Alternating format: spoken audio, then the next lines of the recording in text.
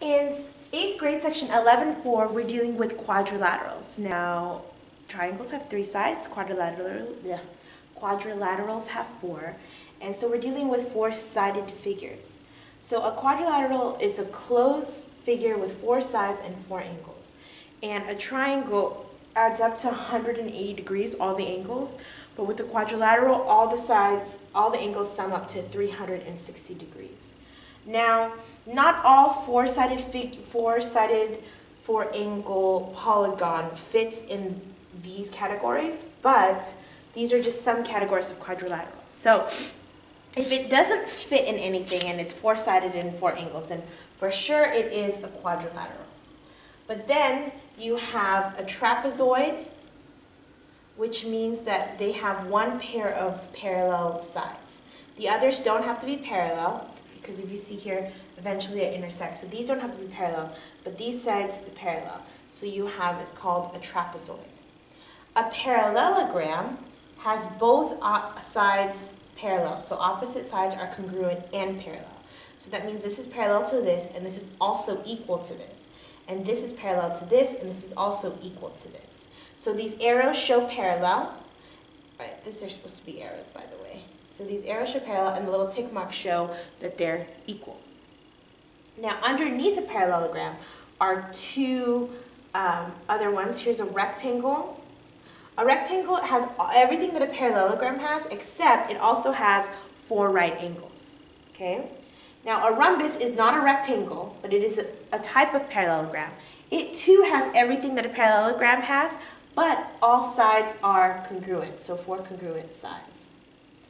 Now, a square is a special one, which I don't know why I didn't put the name here. So a square is even more special because it has all the properties of parallelogram, all the properties of a rectangle, and all the properties of a rhombus. So that means it has opposite sides that are congruent and parallel, it has 4 right angles, and it has 4 congruent sides, and that's where a square lies. Excuse me. Number 1 says to find the value of x in each measure. So I know that the angles of any quadrilateral, this still happens to be trapezoid, but I can't think of it. So the angles of each quadrilateral adds up to 360 degrees. So I don't know what each angle equals, but I know altogether, if I add them, they should equal 360 degrees. Okay? So they want us to find x, and then they want us to find the value of each measure. So if this is 4x, this is like terms with this x, so I end up with 5x. And 110 plus 75 is 185 equals 360. And I'm going to subtract 185 from both sides. This gives me 5x equals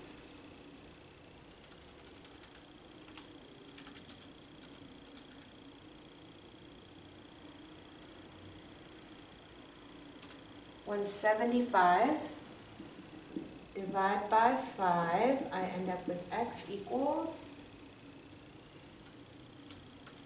35.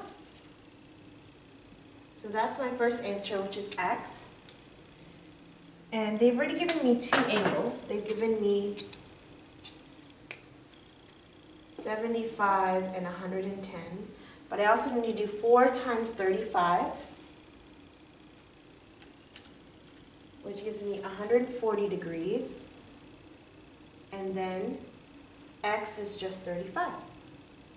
Now, in order for me to check, I should, if I add all of these together, it should give me 360 degrees. Okay, that's number 1. Number 2, it just wants us to classify. So we know for sure it's a quadrilateral because we have 4 sides and 4 angles. But it doesn't give us more information than opposite sides are congruent. So, because opposite sides are congruent, this is, well, it can't be a parallelogram actually, because it doesn't tell us anything about it being parallel. So quadrilateral. That's the lowest it can go. All right, so you're going to be classifying, finding angles. Hopefully that makes sense. Go ahead and write this down. Try page 648, numbers 2 and 4. 648, number 2 and 4. I will see you in class.